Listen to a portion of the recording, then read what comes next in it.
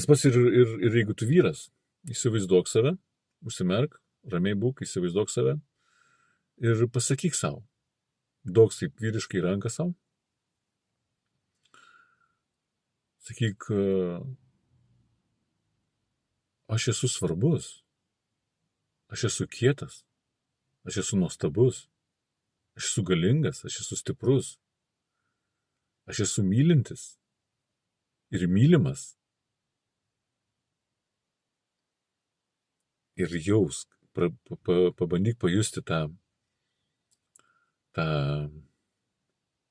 jausmus. Irgi, jeigu neišeina vieną dieną, padaryk kitą ir pamatysi.